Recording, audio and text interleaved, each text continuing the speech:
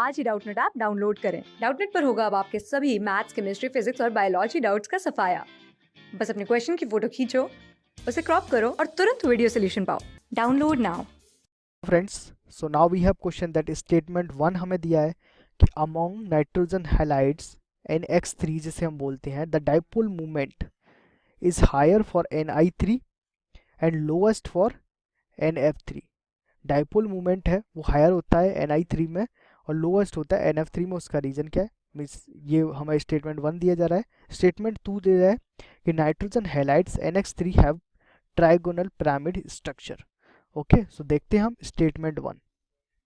देखिए स्टेटमेंट 1 में हमें क्या दिया? हमें दिया है कि डाइपोल मूवमेंट Ni3 का हाईएस्ट होता है NF3 से। उसका रीजन क्या है? तो देखिए हम NF3 के स्ट्रक्चर बनाते हैं, क्योंकि डाइपोल मूवमेंट की बात हो रही है तो हम स्ट्रक्चर से ही सिंपली एनालाइज करेंगे। सो NF3 का स्ट्रक्चर कैसा होता है? N, और हमारे पास 3 होते हैं फ्लोरीन, राइट? यही स्ट्रक्चर होता है हमारा। ओके, हमारे पास नाइट्रोजन पे क्या होता है? यहाँ पर लॉन पेयर होता है एक, राइट? अब देखिए यहाँ पर हम क्या जानते हैं? इलेक्ट्रोनेगेटिविटी से यहाँ पर हम इंटरपोलेट करेंगे। सो ये क्या है हमारा? इलेक्ट्रोनेगेटिविटी। सो इलेक्ट्रोनेगेटिविटी हम क्या जानते हैं? हमारे पास सबसे ज़्यादा पावरफुल कौन होता है? फ्लोरीन। फ्लोरीन से कम पावरफुल कौन होता है हमारे पास? फ्लोरीन से कम होगा हमारे पास ऑक्सीजन। ऑक्सीजन से कम होता है हमारे पास नाइट्रोजन, देन होता है हमारे पास कार्बन। ओके, सो देखिए यहाँ पर नाइट्रोजन की भी इलेक्ट्रोनेगेटिविटी बहुत है और फ्लोरीन की इलेक्ट्रोनेगेटिविटी।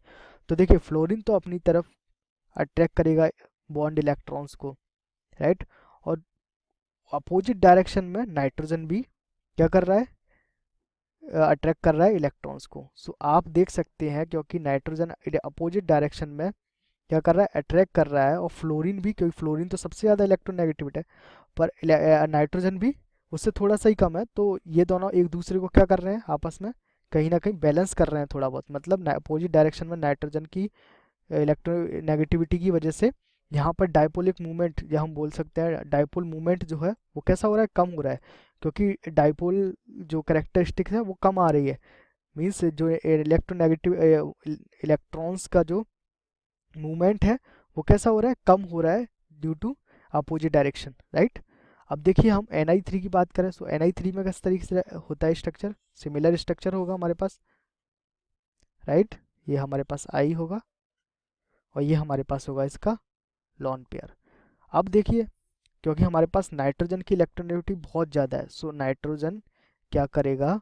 इन बॉन्ड इलेक्ट्रॉन्स को अपनी तरफ अट्रैक्ट करेगा।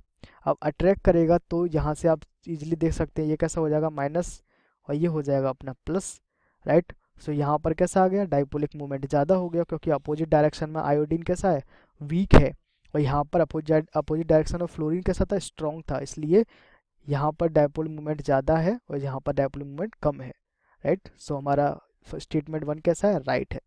सेकेंड स्टेटमेंट देखते हैं। Nitrogen halides NX3 have trigonal pyramidal structure. So देखिए पिरामिडल स्ट्रक्चर है, यस बिल्कुल है, क्योंकि हमारे पास एक लॉन पेयर है और हमारे पास 3 बॉन्ड्स हैं। सो ये पिरामिडल स्ट्रक्चर है, right? So statement 1 is right, statement 2 is right. पर स्टेटमेंट 2 स्टेटमेंट 1 की करेक्ट एक्सप्लेनेशन नहीं करता है। नॉट करेक्ट एक्सप्लेन स्टेटमेंट 1, क्योंकि हमारे पास डायपोलिक मोमेंट कम क्यों हो रहा है? इलेक्ट्रोनेगेटिविटी की वजह से। F की इलेक्ट्रोनेगेटिविटी ज़्यादा थी, I3 की इलेक्ट्रोनेगेटिविटी कम थी, जिसकी वजह से डायपोलिक मोमेंट बैलेंस्ड हुआ NF3 में, जबकि Ni3 में बैलेंस नहीं हुआ। Thank you. क्लास 6 से 12 से लेके नीट, IIT, JEE मेंस और एडवांस के लेवल तक 10 मिलियन से ज्यादा स्टूडेंट्स का भरोसा। आज ही डाउनलोड करें डाउटनेट ऐप या व्हाट्सएप कीजिए अपने डाउट्स 8400 400 400 पर।